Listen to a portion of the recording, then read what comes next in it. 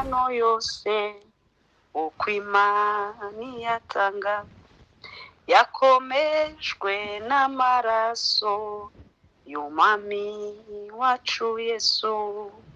Isi ntibizabaho, ijuru rikabaho, uwizera azabona ayo masezerano. Isi ntibizabaho, ijuru rikabaho, uwizera azabona ayo masezerano. Jukora nk'Aburahamu, ubura amaso yawe, bari inyenyeri wizere amasezerano ye.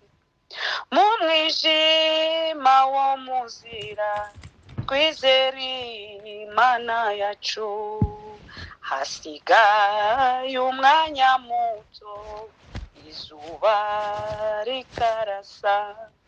Isi ntibizabaho, ijuru rikabaho, uwizera azabona ayo masezerano.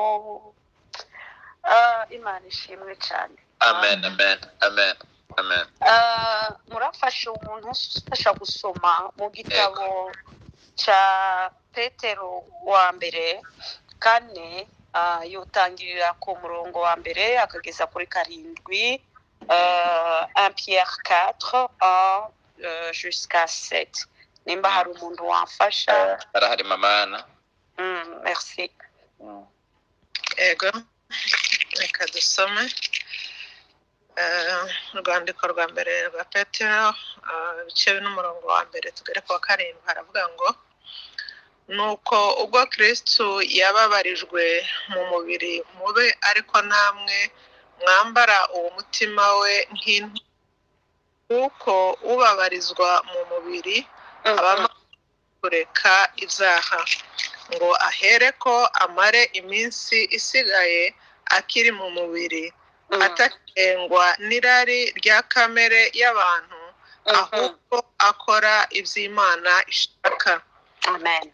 Igihe cyashize cyari gihagije gukora ibyo abapagani bakunda gukora, no ingeso z'isoni nke n'izo kurarikira no kunywa inzoga nyinshi, no kugira ibiganiro bibi, no gusinda, n'imigenzo izira cyane y'abasenga ibishushanyo.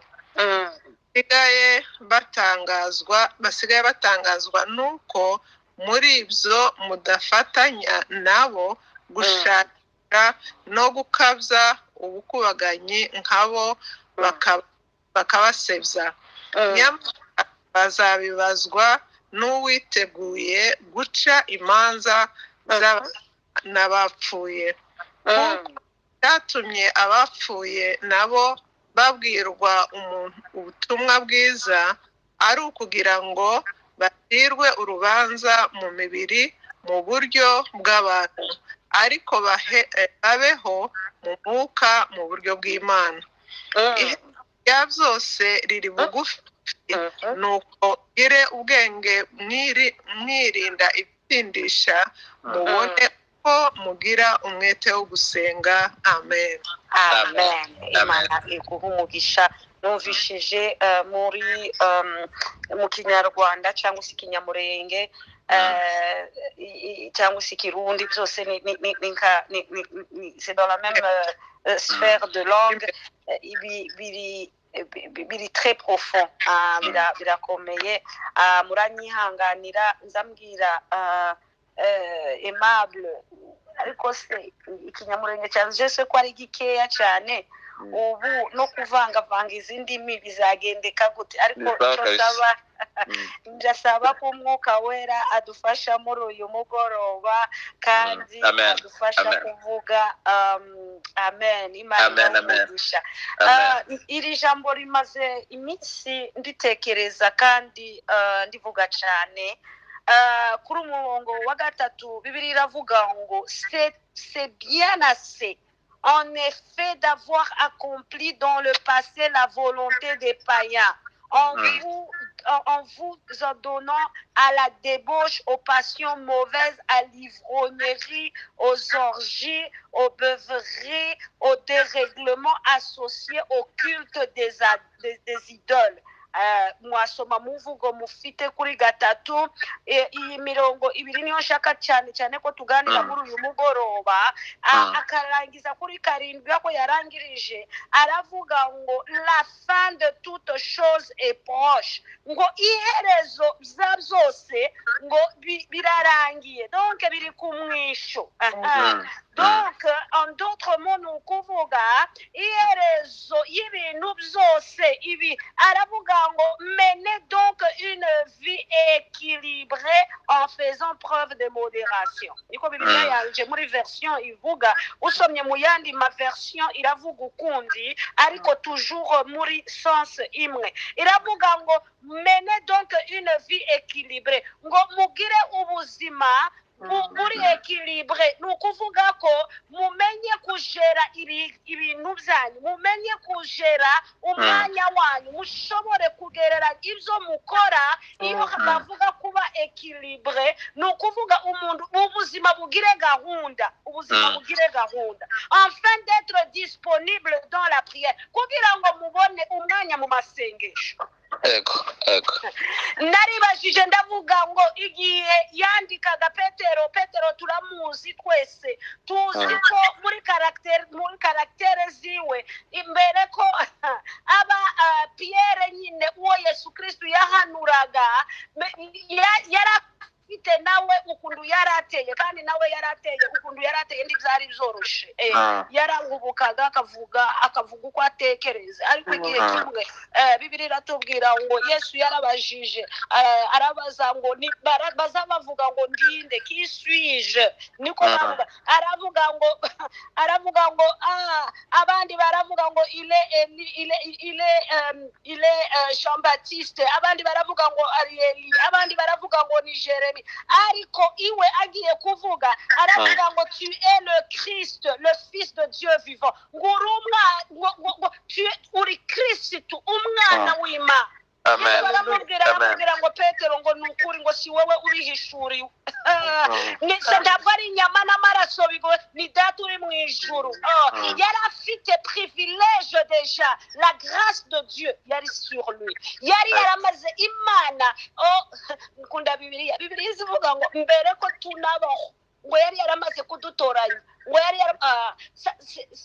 limitation y'imvugo ni ikintu gikomeye cyane ariko muri uyu mugoroba ndashaka kuvuga gusa ndavuga ibintu bitatu nashoye kuvana mu gitabo cya Petero parti ya mbere ejo tuzakomeza nzavuga ibindi ariko uyu mugoroba ndavuga ibintu bitatu gusa ibintu bitatu les impératifs umukristo agomba kurinda mu buzima bwiwe umukristo agomba kugenda afite mu buzima bwiwe kuko ibihe turimo ni ibihe biteye ubwoba sinzi aho umuntu wese ari ndahantu hakiba security nta muntu waryama yavuga ngo ndi mu Buraya ngo mfite security totale kuko hari abantu bavyuka mu gitondo bakarasa kandi bari hano kandi bari bameze neza baryaga neza bambaye neza bafite byose mbese ariko akavyuka mu gitondo akagenda ku muhanda akarasa abantu ça veut dire quoi ça veut dire abandi nabo bakavyuka mu gitondo akabafite gahunda yo kugonga abantu mu muhanda tuzi n'intambara ntabwo ziri muri Afrika zamaze kuja ahantu hose mwisi abantu bose bafite insecurity yabo abantu bose aho bari bafite na umuntu wese afite umutekano wiwe muke aho ari ho hose ça veut dire que ibi nibihe umukristo iyo tureba ibihaye biba muri Israel umukristo parce que Israel ni horloge niho turareba ibihe zacu nk'abakristo tukamenya ibi bihe tugasoma Bibiliya tukamenya ibi bihe byaranditswe ubu itorero igomba tout simplement kwitegura kuko naho turiko turitegura kugaruka kwa Yesu Kristo ntituzi isaha kandi ntituzi nta muntu n'umwe uzi isaha n'uwo nabivuga azababeshe pe kuko Bibiliya iravuga ngo na Yesu wenyine ntabwo abizi.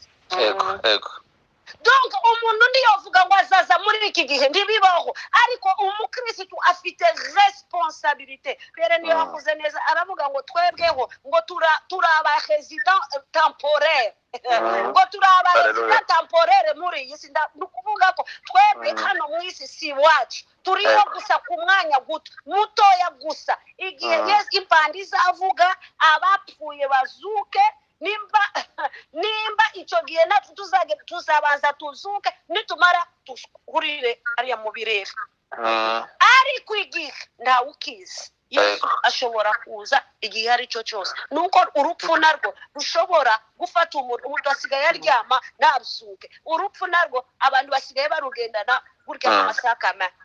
Ariko le plus important hano aravuga la fin de toute chose est proche. Ariko mbere ko avuga iri jambo ndagaruka kuri gatatu, yavuze ijambo rikomeye cyane ngo c'est assez bien, c'est fini. Ngo igihe cyo gukora ngo za bindi z'abapagani ngo icyo gihe ngo c'est fini. Mushireho limite. Ngo cyagihe cyo gukora za bindi za kera izo mwari mwarasize, cyagihe mutari muzi ukuri, cyagihe mutari muzi ukuri ngo uzamenya ukuri, ngo kandi ukuri kuzakubatura. Uzamenya Kristo, uzamenya uwo ari we, namara azakubatura mu byaha. Kandi Kristo iyo yabatuye umuntu azabaturwa neza. Kristo ni ufite ubushobozi bwo kuvana kamere, akavana kamere mu muntu, akayivana n'imizi yose akayikonkora. Kristo wenyine niwe uzubikora. Kuko ndemera ijambo ry'Imana rivuga ngo si Christ vous affranchit, vous serez totalement libre. Iki hano aravuga ngo igihe cyo gukora za bindi za kera, igihe cyo gusubira muri za bindi mwakoraga mugihe mutari muzi ukuri, mugihe mutari muzi, c'est fini. Igihe cyo kuzana amacakubiri mu matorero, igihe cyo kubesherana, igihe cy'amashari, igihe cyo kwicana mu matorero, igihe cyo kugirirana nabi, igihe cyo gutekererezana nabi, igihe cyo kwifuza, igihe cyo gukora za bindi byose, icyo gihe kirashize. Iki ni igihe cyo kuvuga ngo umukristo agomba kwitunganya ibintu bitatu: kuba mukwezwa, kwezwa, vivre dans la sainteté. Kuko Bibiliya iravuga ngo utejejwe ntabwo azabona Imana, kubera Imana yacu ni yera. Hari inyigisho nyinshi zaje, reka ndanakakoreho inyigisho z'ubuntu ngo yarangije. Bibiliya iravuga ndagira mu Bahebreu ngo nimba Yesu Kristo yaradupfiriye ngo akagutukiza n'ibyaha zose, est-ce que cela nous permet vraiment de faire le péché? Ngo ça ne doit pas avoir lieu. Ce n'est pas parce que Christ yadupfiriye ku musaraba que ça nous donne la permission de faire quoi que ce soit. Au contraire, ça nous donne la responsabilité ya mbere y'umukristo wamenye Imana, wamenye ukuri kuko c'est de vivre nukuba mu buzima bwejejwe, kandi akarinda ubuzima bwiwe bukezwa umunsi ku wundi. Amen. Nous pouvons diriger avec une motivation yo kugouverna ubuzima bwawe, ukayobora ubuzima bwawe, ukagira amaprincipe mu buzima bwawe. Za bindi zake ntushobora ukabaho mu buzima ubuzima bwejejwe urindiye umukiza wacu Yesu Kristo kuko azaza gutwara itorero ryejejwe ridafite inenge ridafite tashe ridafite ride itorero ryejejwe. Bibiri ijambo ry'Imana biravuga iri jambo numvishije rinzamo cyane. Bibiri iravuga muri proverbe hanganiki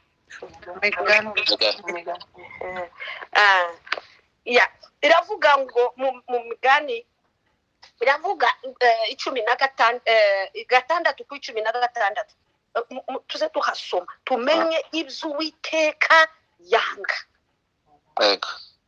Ngo il y a 6 choses que est l'Éternel. Ngo hari ibintu bitandatu Uwiteka yanga. Ngo mbese birindwi. Les yeux autant urabifite muri Bibiliya yawe. Sinashobora kuvuga les yeux autant mu Kinyamurenge ariko wowe urabizi. La langue menteuse akanwa kabesha. Les mains qui répondent les sons innocents. Ngo amaboko amena amaraso yaba innocent. Les cœurs qui méditent des projets mauvais. Imitima il médite des mauvaises choses. Amaproje yo kwicana amaproje mari igihe cyose gutekereza ikibi. Ibyo Uwiteka ngo arabzanga ngo amaguru yihutira ngo gukora ibintu bibi. Ngo abantu babeshera abandi. Ibi bintu tuzatubivuga abantu bakagira ngo bibahanze no mu matorero birahari. Imana itubabarire. Imana Yesu itorero. Kugaruka kwa Yesu biri hafi cyane. Tube abera mu ngeso zacu zose. Muri comportement zacu zose yewe no mu bitekerezo zacu. Dimension ya comportement izo dukora. Umuntu ashobora gukora ibintu ariko gutekereza ni level ili superior. Kubera ko gutekereza nta muntu wasoma ibitekerezo byawe. Nta muntu watahura izo haritekereza muri uyu mwanya. Ariko Imana iri mu ijuru yonyine niyo zibireba ikareba mu mutima w'umuntu ikamireba icyo utekereza ngo amaso y'Uwiteka ngo azaya matureba n'amakamera ahaya tureba amaso y'Uwiteka azareba ibiri mu mutima w'umuntu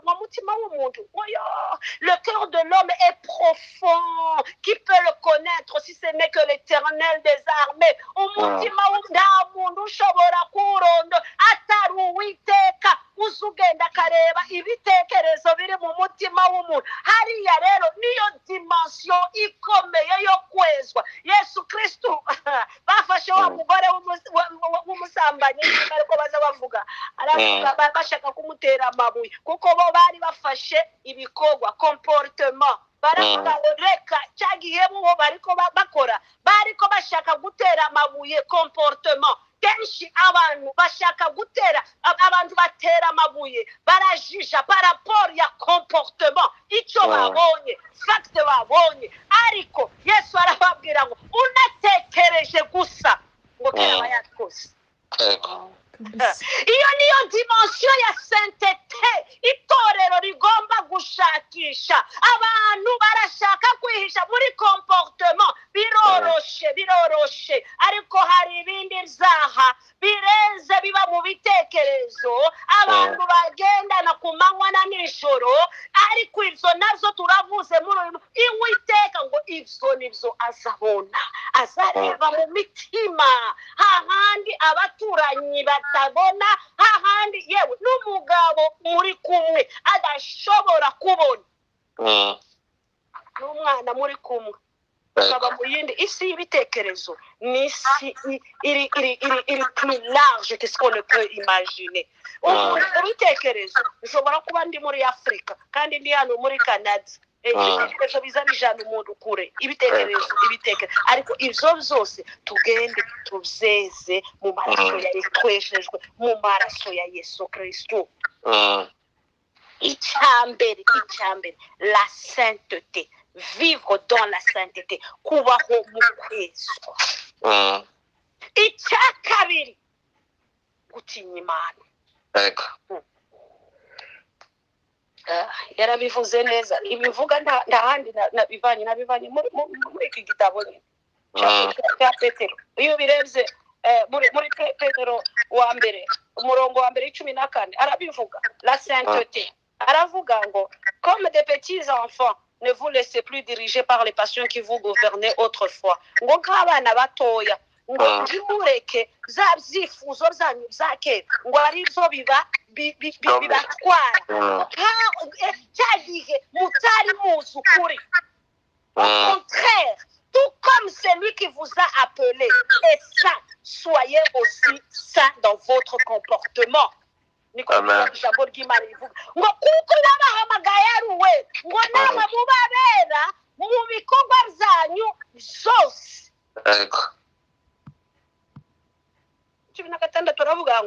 Car voici ce que Dieu dit dans les Écritures, soyez saints car je suis saint. Uwiteka aravuga mu nyandiko mu zandiko nimba ari uko ngo mube abera ngo kuko nanje ndu wera. Icya kabiri kuba mu buzima bwo gutinya Imana. Kuba mu buzima bwo gutinya Imana. Kenshi abantu batinya amaso y'abantu bababona ariko bakibagirwa ko hari amaso y'Uwiteka. Amaso y'Uwiteka azatureba umunsi ku wundi. Tuze gutinya Imana, itorero ry'Imana, dutinye Imana. Imana yaremye isi n'ijuru.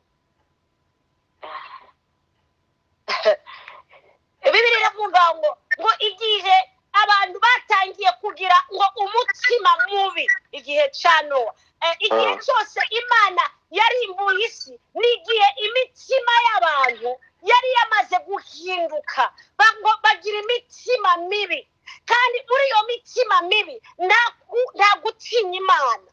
Cyagiye iyo ubona abantu batagitinya Imana, batagitinya presence y'Imana, ntibagitinya Imana, niyo mpamvu ubona twebwe mu masosiyete yacu turimo aho abantu ubu bashobora kwiha uburenganzira bwo gukora ibyo bashaka bakigenga, aho yumva ko ashobora gukora uko umutima wiwe umunezeza, yashaka umugabo akashaka umugabo kandi ari umugabo, umutima ukagenda kure n'Imana, mbese abandi bakavuga ko nta n'Imana ibaho. Ego. Ariko Bibiliya iratubwira ngo Uwiteka ngo yaremye isi de avant la création, ngo Uwiteka yaremye isi n'ijuru. La crainte, vivre dans la crainte. Il dit par conséquent, pendant tout le temps de votre séjour, igihe cyose ngo muzaba muri iyi si, ngo ubuzima bwanyu ngo n'ingendo zanyu zizagende mu gutinya Uwiteka. Ngo kuko ngo mwacunguwe ngo avec un grand prix, Ntimwacunguwe n'amafaranga, ntitwacunguwe n'iki, twacunguwe ku maraso y'agaciro, amaraso akomeye. Jésus Christ, ngo l'agneau sans défaut, nta cyaha yari yarakoze, ariko Imana iramutanga kubera urukundo Imana yari dufitiye. Imana iramutanga kugira ngo aducungure. Ako gakiza ni ak'agaciro. Niyo mpamvu umukristo agomba gutinya n'urukundo rw'Imana. Il faut kumufata avec respect, avec révérence. Urukundo rw'Imana. Dans Proverbe niwe azavuga neza akavuga ngo la crainte de l'Éternel c'est le début de la sagesse ngo gutinya Uwiteka ngo nicyo tangiriro ry'ubwenge kubaho Uwiteka ibipfu ntibishobora gutinya Imana umuntu wese w'igipfu ntashobora gutinya Imana ariko twebwe tumenye ko dufite Imana kandi tugomba kuyubaha kandi tukayitinya icya gatatu ndangirizaho aravuga ku rukundo izo ni ibintu bitatu ndashakaga gupartaja muri uyu mugoroba icya gatatu urukundo kuri rimwe aravuga 22 aravuga ngo par votre obéissance à la vérité vous avez été purifiés vous avez été purifiés votre être enfin d'aimer sincèrement vos frères et sœurs. Aimez-vous donc ardemment les uns les autres de tout votre cœur. Ngo mukundane ngo urukundo ngo rwimbitse mu mitima urukundo rwimbitse mu mitima yawe izo nizo yatubwira ngo mukundane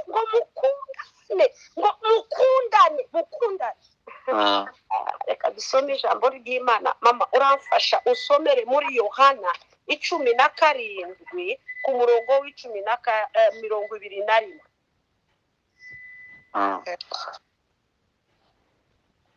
Yohana 17 umurongo w'11 no 21 okay. Aravuga ngo bose babumwe nk'uko uri muri nge data nanjye aba muri wowe ngo nabo babe umwe muri twe ngo ab'isi bizere ko ari we wantumye amen. Afin que tout soit un ngo bose babumwe icyo urukundo ruzarukora urukundo ruzarutuma abantu babumwe bagatekereza kimwe ukamukunda nkaho wowe wenyine uzareba abantu bakunda da sincèrement abashuti b'ukuri uzutekereza nkawe ukamugirira impuhwe ukamurarira ku ijoro biratubwira ngo icyo Yesu Kristo iri ni isengesho la prière c'est sort de salle yasenze mbere ko agenda akayasenga aravuga ngo icyo ngusaba yasenze ibintu byinshi ariko njyewe nafashe iyi parti aravuga ngo icyo mbasengera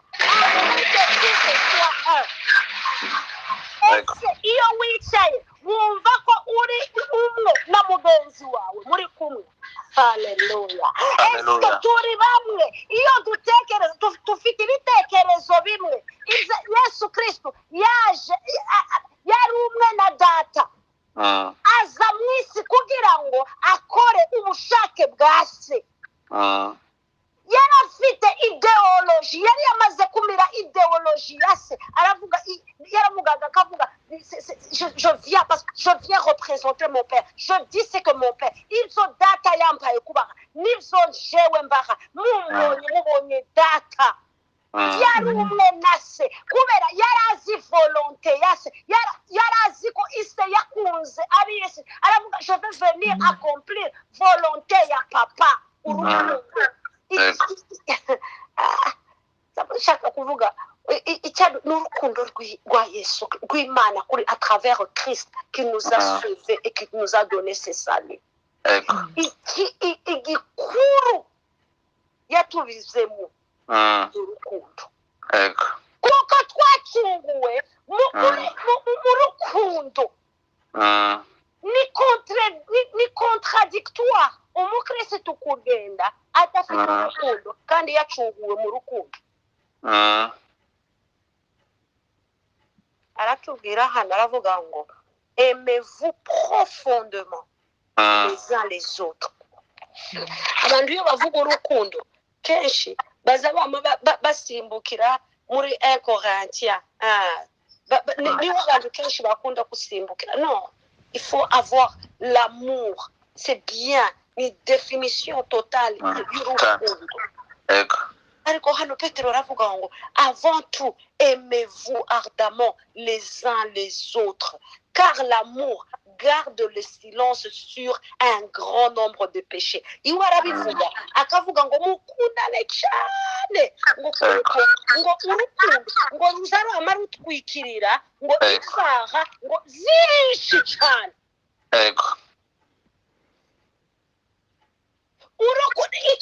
Icyo rukundo ruzarukora neza wamenye ko wakuze uzubabarira gusa agakora ukababare mu gihe ukibara amakosa y'umugenzi wawe. Urukundo ruba rukeya cyane. Imana idufashe.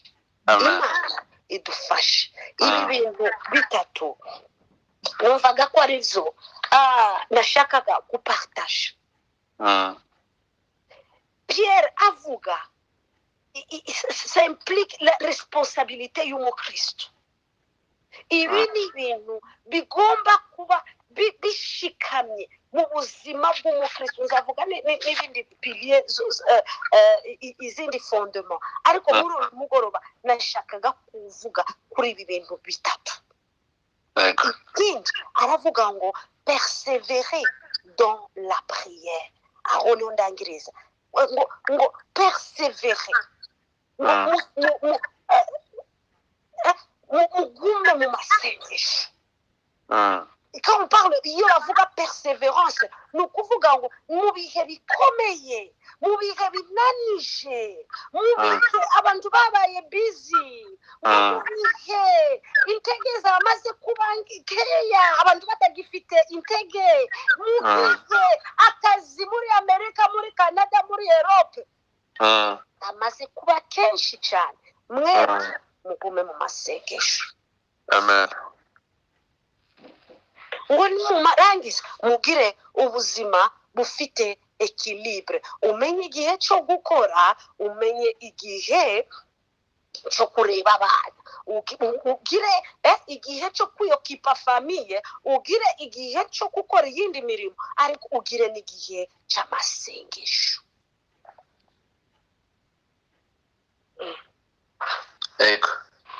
Kuko ubuzima budafite equilibre ni ubuzima c'est fini.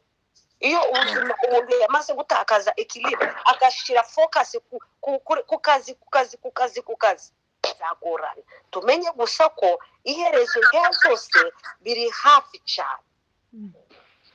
Icyo twebwe tukora gumana ijambo ry'Imana twakiriye kuva kera, turigumane, turishikame, turibike mu mitima yacu, ntihagire. Biblia iravuga ngo mu minsi ya nyuma ngo hazaza sehemu yangu, rafiki yangu wewe, katika safari